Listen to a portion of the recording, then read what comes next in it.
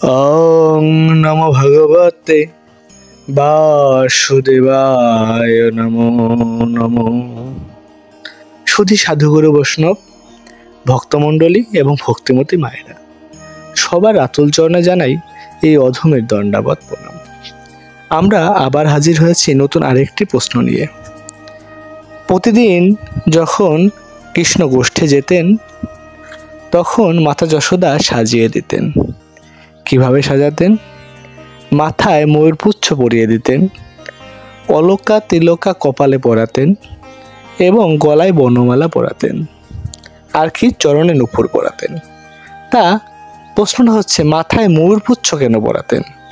অন্য পাখির পুচ্ছ তো পরাতে পারতেন, তাই না? তা ময়ূর পাখির কি সৌভাগ্য ছিল যে মাথায় তার পুচ্ছটা পরতেন ভগবান শ্রীকৃষ্ণ? আমরা সেই প্রশ্নটারই উত্তর খুঁজব। যেতে হবে ত্রেতা যুগে। যখন কৈকেয়ী রাজা দশরথের কাছে দুইটি বর চেয়েছিলেন, এক বরে ভরতের দেহ সিংহাসন, অন্য বরে রামচন্দ্রকে পাঠাও কানন।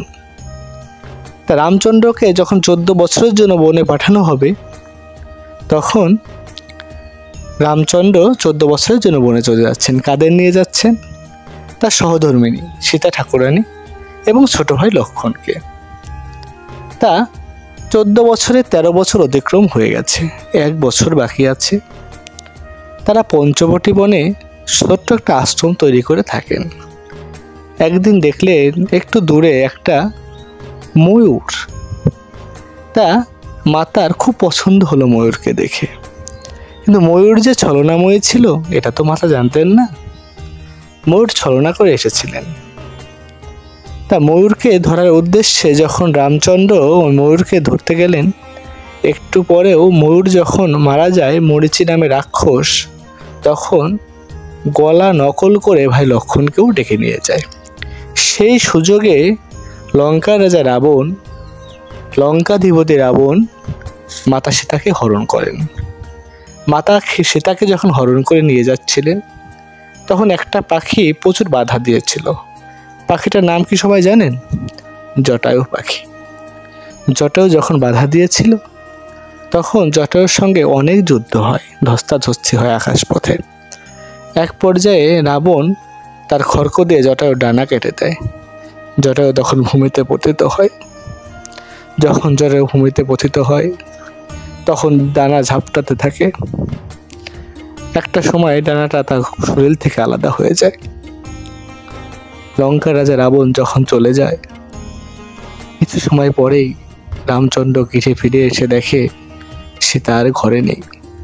বোঝার আর বাকি থাকে না সীতাকে কেউ হরণ করেছে, কিন্তু সীতাকে কে হরণ করেছে তিনি তখন জানতেন না।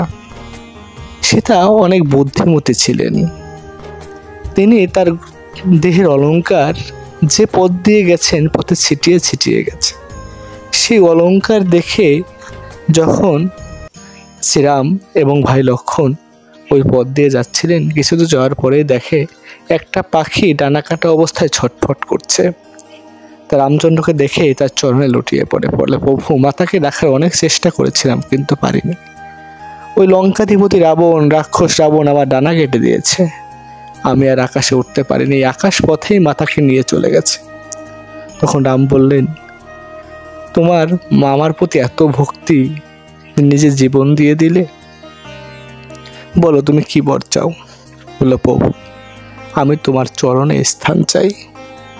তখন বলল, আমি আগামী জন্মে যখন দাপরে কৃষ্ণ হয়ে জন্মগ্রহণ করব, তোমাকে আমি আমার সঙ্গেই রাখবো, আমার মস্তকে তোমার স্থান দেব, তুমি আমার মাথায় ময়ূরপুচ্ছ হয়ে থাকবে। সেই থেকেই এই যখন বৃন্দাবনে জন্মগ্রহণ করলেন মাতা যশোদা, তখন সাজিয়ে দিতেন। কিভাবে সাজাতেন? এই ময়ূরপুচ্ছ মাথায় দিয়ে দিতেন। এইভাবেই ময়ূরপুচ্ছ ভগবান মাথায় নিলেন। জয় জগৎবন্ধু হরি। সবাই ভালো থাকবেন, সুস্থ থাকবেন, আমাদের সাথেই থাকবেন। এমন অনেক প্রশ্ন নিয়ে আমরা হাজির হব। আপনাদের না জানা অনেক প্রশ্ন আমরা আপনাদের বলবো। তত সময় ভালো থাকবেন, সুস্থ থাকবেন এবং আমাদের সাথেই থাকবেন। এবং আমাদের সাথে থাকার জন্য অবশ্যই আমার এই চ্যানেলটিকে সাবস্ক্রাইব করে রাখবেন।